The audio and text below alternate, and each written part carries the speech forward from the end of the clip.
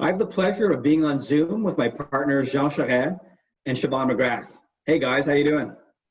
Great. Very well. Great. Listen, we look forward to interviewing you, Jean. Jean, you were the Premier of Quebec during the financial crisis of 2007 to 2008 and during 9/11, and you served in Canadian federal politics during the recession of the early 1990s and the tech bubble of the early 2000s, all of which affected private equity players. How does the current pandemic compare to such earlier economic challenges? This is totally different. And the first reason is that, of course, it's a sanitary crisis that provokes an economic crisis, self-induced coma for the economy. It's a service sector recession, which is we had never seen before. And it has happened at a speed and a depth that we had never witnessed before, which has meant that governments have had to move very rapidly, at a very rapid clip, to be able to do whatever's needed to preserve and protect the economy. Jean, Canadian provinces, our federal government, and of course many governments abroad have responded to the financial challenges of this pandemic with a variety of different relief packages, fiscal measures, stimulus packages, and many of these affect private equity firms and their portfolio companies directly. Which types do you think have worked best, and what should PE players be on the lookout in the near future? Shevaun, it has been impressive to see how rapidly governments have moved to get money out in the hands of either citizens or the hands of businesses who need that money to be able to survive. And remember the context. There's a lot of debt out there before the crisis in the corporate world and for citizens. So that's why they moved so rapidly. There's been misfires. Some of them worked well, and most of them have been loans.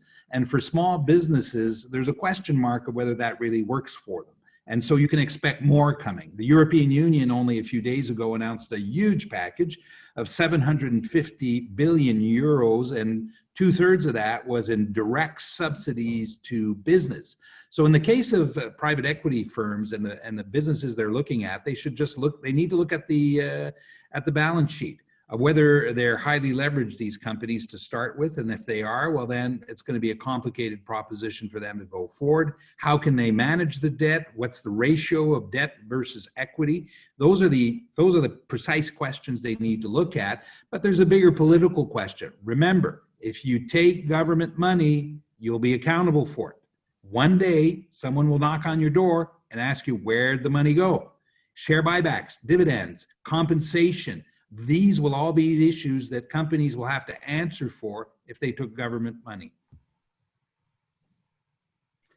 Jean, throughout your long political career and beyond, you've been very closely involved with international trade generally and the initiation and negotiation of important trade agreements more specifically. Most private equity portfolio companies have customers and suppliers that span borders and span oceans. What impact do you think COVID, and maybe we could add to that the broader challenges to the international order emanating from American, Russian, and Chinese leaders will have on the international flow of goods and services and on global supply chains? Patrick, there's two things to remember about the trade story. Trade has been the extraordinary locomotive of economic growth in the world from 87 to 2007.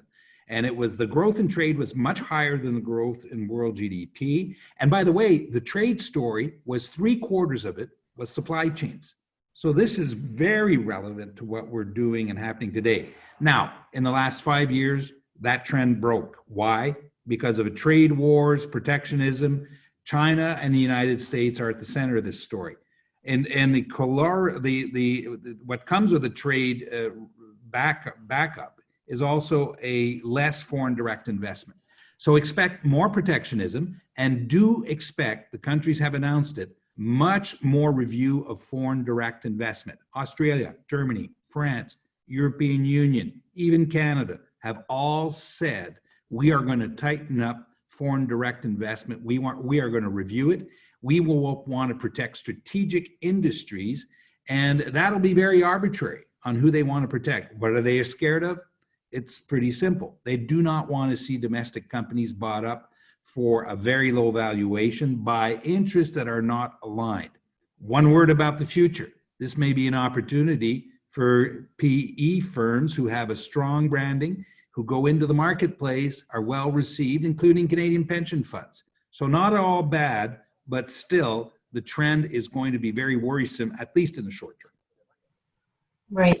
And a lot of those pension funds, private equity firms, family offices, et cetera, we hear in the global private equity market that they're sitting on 1.5 trillion in cash that at one point is going to need to be deployed. What are some of the sectors in the Canadian economy as well as abroad that you see may be of interest and as well suited as investment targets in these rocky times? And Shevaun, you raised, isn't one of the ironies of what we're experiencing right now? Very high debt, high sovereign debt in countries, high corporate debt, personal debt, and yet there is a pile of cash sitting out there in the world ready to be invested and looking for opportunities. There's the default at obvious and good answers, infrastructure, and governments will go naturally to infrastructure to be able to stimulate the economy. Technology is an obvious one, anything that has to do with e-commerce, anything that has to do to digitalization of the economy. Healthcare services, which are going to be reviewed everywhere in the world. Every country is going to have to look at their healthcare system and ask themselves, does this really work with an aging population? What have we learned from the COVID experience that we need to change? Pharmaceuticals, of course. It's always a big issue in a healthcare crisis, but it's a difficult area that has had difficulty producing new medicines in the last few years. So there are areas like that will be, I think, of great interest. Tourism is an interesting one. It'll be a question mark. People do want to travel. They do want to go to places. It will start up. If you were, maybe a contrarian, you'd sit back and you'd say, you know what? Yeah, in the next 2 years, it'll be slow. But after that, people will want to move and they'll want to go places. Maybe I should invest early, get in early on this for the future. There's an example of things that people will be thinking. We really appreciate, as always, hearing from you and your insights on this, especially as it impacts our private equity market. So thank you. Thank you, Shevaun. Thanks, Shevaun. Bye-bye. Bye, everyone.